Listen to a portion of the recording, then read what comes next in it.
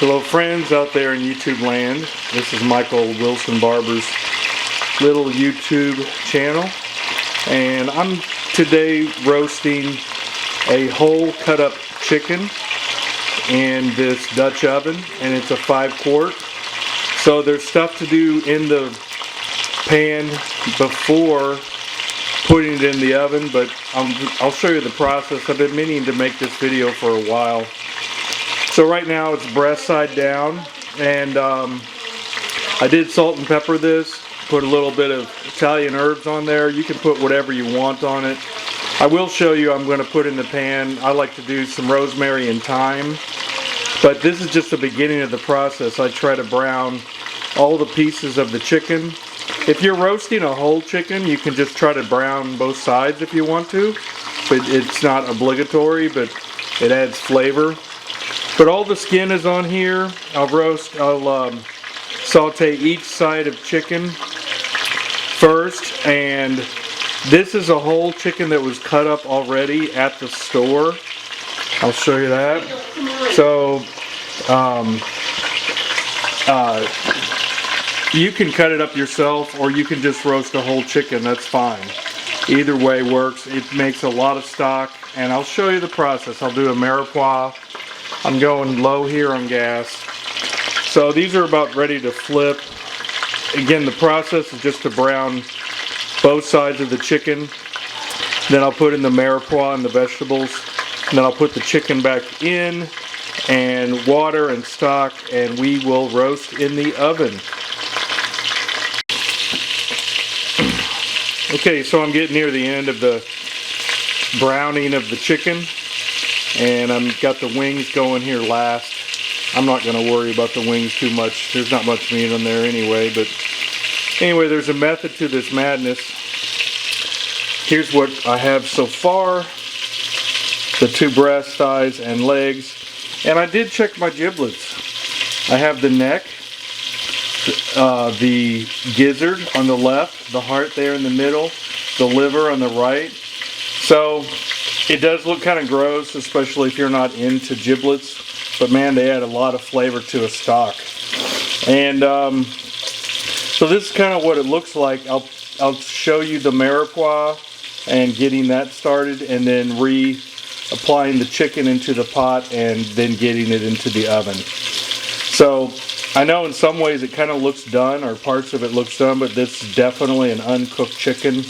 The goal was just to put some browning on there and get some flavor going in the bottom of the pot with the oil and the skin from the chicken and the flavor from the chicken and the giblets. That was the main goal, to get started. Okay, so when I roast a chicken, or even when I do beef or pork, I like to cut some fresh sprigs of rosemary and thyme. If you don't know what it looks like, there's thyme right there. There's rosemary there. I have parsley inside that I got at the store. So here in Central Texas, we figured out how we can grow these year-round, and we don't have to put them in a pot or dig them up.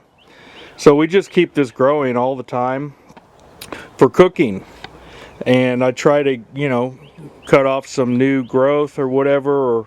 And here in Central Texas, got a few bluebonnets there going to seed. So I will cut it with my trusty scissors. Okay, so here's a basic mirepoix. I usually do this when I make roasted chicken or turkey even. I use organic celery just because celery takes up a lot of water, and it just seems like a good idea to me. Celery, carrots, and onions, loosely chopped onions. You can see these carrots are just some of the old carrots that were in the refrigerator that we aren't eating. So they're just going in like that. And the goal isn't really to eat these unless you want to make a stew, which would be fine, but a basic mirepoix is onion, carrot, and celery, and I think garlic would be considered a basic ingredient, so I got 5 cloves of garlic. I'm putting some bell pepper in this too for flavor. You don't need it, but you know, when you got some leftover bell pepper, might as well put it in there.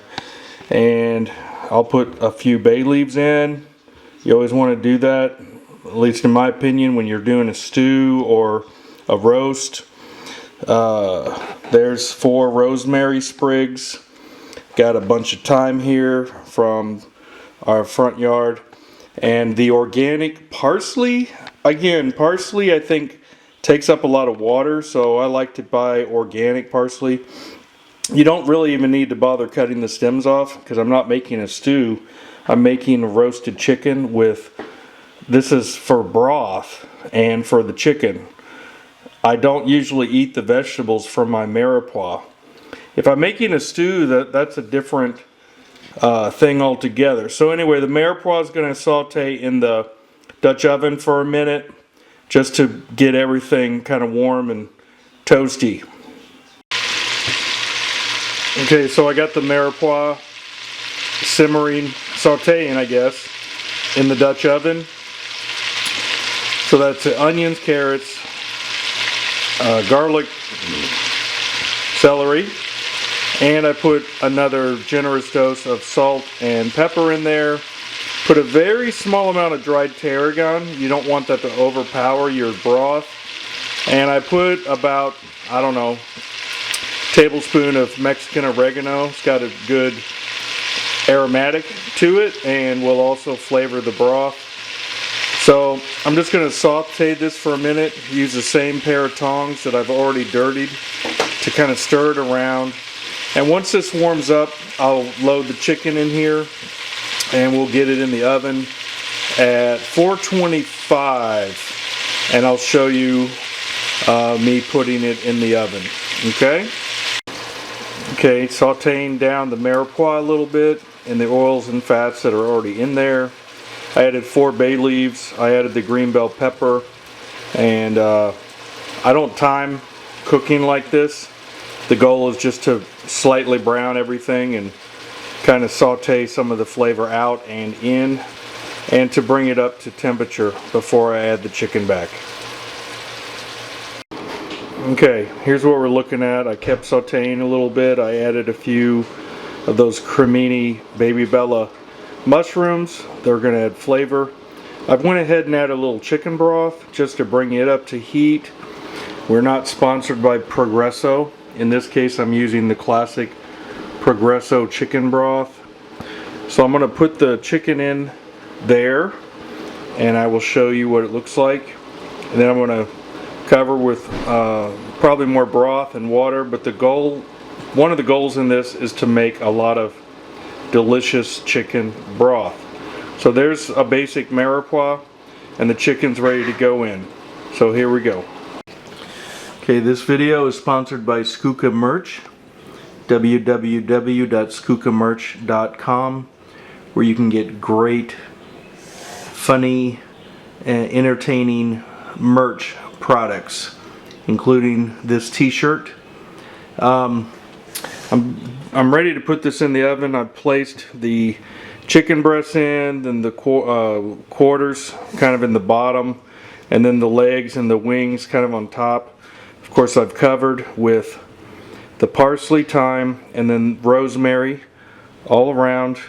And I went ahead and put a bunch of water, like 4 cups of water. You probably don't want to go much than an inch or so from the top of the lid. So lid going on. It's going in the oven at 425 covered in the Dutch oven. Okay? Okay, so I got it in the oven. And you can see I moved one of the racks down so the Dutch oven fits in there well. If you have a 6 or 7 quart Dutch oven, you can put more vegetables and stuff in there. In this case, with the 5 quart, I can't really fit potatoes and corn and stuff like that very well in here. So again, the goal is primarily to make chicken broth and to cook this chicken. And we typically don't eat the mirepoix. We strain it out and just eat the broth. So it's going in 425. In this case, I'm going to go at least an hour 45. You want to bring the chicken up to temperature 165 roughly. but you it's a 5.5 pound chicken. So there's things you can find online, like a 4-pound chicken cooks this long, a 5-pound chicken cooks this long. So it's like 20 minutes per pound. So right now I'm gonna do an hour 45. That should be enough. If I don't think it's cooked, I will go another 15 or 20 minutes. So anyway, that's the next step. Okay, here's what the Dutch oven looks like after cooking for 2 hours in the oven. I went ahead and went with 2 hours because it was a hot 5.5 pound chicken. I did not uncover. I had the herbs and stuff on top, as you saw in the video. So we're going to strain this and just have chicken stock. It's going to be so delicious. And here's what we got. We got 2 legs, 2 thighs. This thigh like fell apart, and we got breasts on each side. I'm gonna eat this chicken liver and probably the chicken wings, so we can get those out of the way, throw them away. Probably eat this thigh. Recommended serving would serve this with rice or possibly potatoes and other vegetables, but I'm not going to show that in this video. So that's basically what it looks like. It's delicious, and hope you got some value out of this recipe. I'm going to strain this, like I said, through a strainer and save the stock to drink and eat with the chicken and serve over rice. Okay, bye.